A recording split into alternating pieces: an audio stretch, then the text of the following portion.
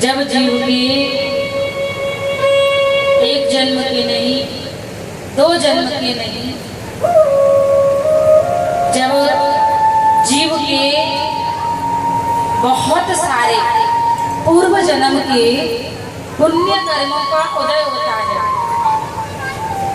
तब जीव को जीवन में सत्संग सुनने का सौभाग्य प्राप्त है, भगवान का नाम लेने का सौभाग्य मिले। वो कहते हैं ना कि अगर आपको जानना हो कि भगवान आपसे प्रसन्न है कि नहीं है तो कैसे पता करें? लोगों का रहता ना, हम कैसे पता करें कि हमारे भगवान हमसे गुस्सा है कि प्रसन्न है?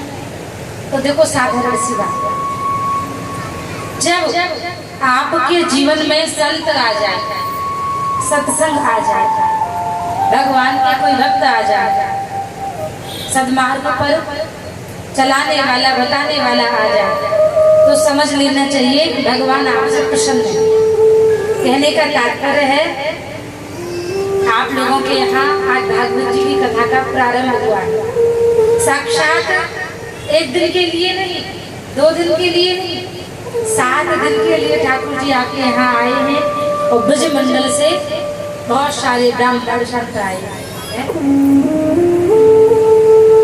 तो समझो ये लक्षण बताता है कि ठाकुर जी आप लोगों से, इस गाजियाबाद की जो सोसाइटी है, आप लोगों की क्या नाम है? River height. हाँ, रिवर हाइट। यहाँ के भक्तों से ठाकुर जी प्रसन्न हैं, इसीलिए ठाकुर जी 1 दिन के लिए नहीं, 2 दिन के लिए नहीं, पूरे 7 दिन के लिए आए हैं। रामचरितमानस में लिखा है कि एक घड़ी आधी घड़ी आदि में बुनियाद और तुलसी संगत साध की हरे कोटि अपराध। अगर हमें सत्संग का एक क्षण मिल जाए, अच्छा चलो एक भी ना मिले, आधा क्षण मिल जाए, आधे से भी आधा क्षण अगर हमें सत्संग का प्राप्त हो जाए ना, तो वो हमारे करोड़ों करोड़ों जन्मों को अपराधों को हरने का सामर्थ्य रखता है, आधे से भी आधा क्षण। तो ये तो महाराज आधे से आधा क्या, 1 या 7 दिन का सत्संग मिला है। ये साक्षात राधा रानी की कृपा है, जो महाराज आप लोगों के यहाँ ये दिव्य श्रीमद् भागवत कथा का आप समस्त भक्तों के द्वारा आयोजन हो रहा है। आप सब इसके भागी हो, आप सब इसके कराने वाले पुण्यात्मा हो। एक तो देखो बहुत पवित्र मास में चल रहा है, कौन सा महीना चल रहा है? श्रावण मास। ये जो महीना होता है ना, ये भोले बाबा को बड़ा प्रिय है, ये भोले बाबा को बड़ा प्रिय है। इस महीने में आपने देखा होगा लोग भोले बाबा का तरह तरह से अभिषेक करते हैं, उनकी पूजा करते हैं, उन्हें मनाते हैं, इत्यादि प्रकार से प्रयास करते हैं कि हमारे भोले बाबा हमसे प्रसन्न हो जाए। कारण जितनी भी हम अभिषेक करें, पूजा करें, पाठ करें, उसकी विधि अलग अलग हो सकती है, लेकिन उसका जो हम मांगते हैं कि भोले बाबा हमसे खुश रहिए, खुश रहने का तात्पर्य भोले बाबा हमसे खुश रहेंगे तो हम भी खुश रहेंगे। हमारा सब पीछे जो हमारी माया है घर परिवार की, वो सब ठीक रहेगा, भगवान खुश रहेंगे तो सब ठीक रहेगा, है ना? तो हम चाहते हैं भोले बाबा खुश रहें, लेकिन भोले बाबा अभिषेक करने से प्रसन्न होते हैं, अच्छी बात है। भोले बाबा बहुत सुंदर, उनका पूरे श्रावण मास में पूजा करने से, हवन करने से, इत्यादि साधनों से प्रसन्न होते हैं, होता है। लेकिन महाराज हमारे भोले बाबा, उनका नाम क्या है? भोले हैं, ये सबसे भोले देवता है, इनका नाम ही है भोले बाबा। इतने भोले हैं, इतने भोले हैं। एक कथा बताते हैं आपको। एक भक्त था, थोड़ा थोड़ा भोले बाबा की पूजा कर लेता था। कभी कभी जो होते हैं ना, कभी कभी वाले भक्त, एक तो होते हैं नियम वाले भक्त जो रोज पूजा करते हैं, जो रोज महाराज चाहे 1 मिनट के लिए सिर झुकाए। कब एक होते कभी कभी वाले बनते हैं जो काम पड़े तो भगवान जी की पूजा भी कर लेते। वैसे वो कार्य क्या करता था? चोर था। ये जो भोले बाबा हमारे हैं ना, ये सबसे भोले देवता है, तो इन्हीं को ज्यादातर लोग पकड़ लेते हैं। महाराज के ये भोले, इन्हीं को पकड़ लो, यही करेंगे। मैंने कहा तो चोर था। एक दिन शिवरात्रि का दिन था तो चोरी करने के लिए घर से निकला, लेकिन शिवरात्रि के दिन तो सब लोग जागरण कर रहे हैं, जगराता कर रहे हैं, तो उसके कहीं भी चोरी करने की व्यवस्था नहीं बैठी। जब उसकी व्यवस्था नहीं बैठी तो निराश होकर के थका हार अपने घर जाने लगा। जब जाने लगा तो उसने देखा बगल में एक भोले बाबा का मंदिर है।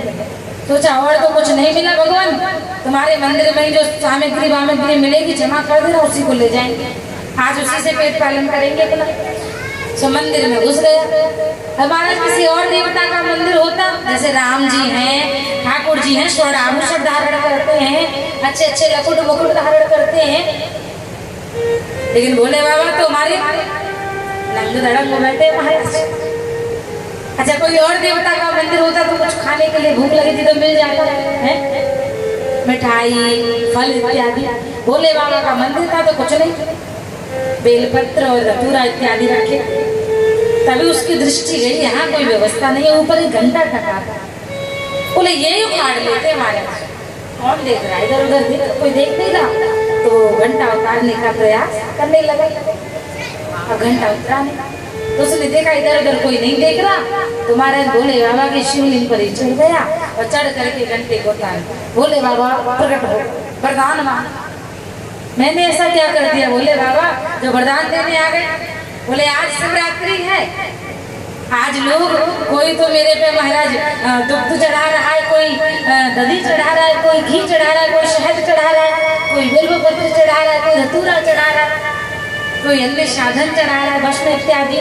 लेकिन तुम पहले ऐसे भक्त हो जिसने अपने आप को मुझको चढ़ा दिया, तो खुश हो गए तुमसे, मांगो वरदान। तो भोले बाबा तो हमारे भोले बाबा किस चीज से खुश हो जाए कोई पता नहीं चलता है। लेकिन आपको पता है ये पवित्र श्रावण का महीना है और ये सब करने से जो भोले बाबा प्रसन्न होते हैं ना, उनके अलावा एक चीज ऐसी है जिसको करने से भोले बाबा तत्क्षण प्रसन्न होते हैं, और वो क्या है? उनके आराध्य की वंदना। उनके आराध्य की वंदना। भोले बाबा के आराध्य कौन है? राम जी। और राम जी कौन है? ठाकुर जी, कृष्ण जी। राम कृष्ण दो एक है, अंतर नहीं निमेश। राम और कृष्ण दोनों एक हैं, अलग अलग युग में अवतार लिया तो अलग अलग आभूषण धारण किए, अलग अलग अस्त्र धारण किए, शस्त्र धारण किए, अलग अलग स्वरूप लिया, लेकिन भगवान तो एक ही है ना। चाहे नारायण का हो, चाहे विष्णु का हो, चाहे राम का हो, चाहे कृष्ण का हो, सबका मतलब एक ही है हमारा, ये सब एक ही अवतार है। तो महाराज शिव जी किसकी भजन भजते हैं? किसको भजते हैं? राम जी को, कृष्ण जी को, राम जी को। और ये कथा किसकी हो रही है? भोले बाबा के आराध्य। तो जो सावन के महीने में भोले बाबा को प्रसन्न करना चाहते हैं ना, उनके लिए बड़ा सरल मार्ग है महाराज, उनके इष्ट की वंदना करिए। और जिसके इष्ट की वंदना करते हैं ना, भोले बाबा सबसे पहले खुश हो जाते हैं, भोले बाबा सबसे पहले प्रसन्न हो जाते हैं। हमारे भोले बाबा सदैव ये कहते हैं, अगर उनसे कहा जाए, पूछा जाए, भोले बाबा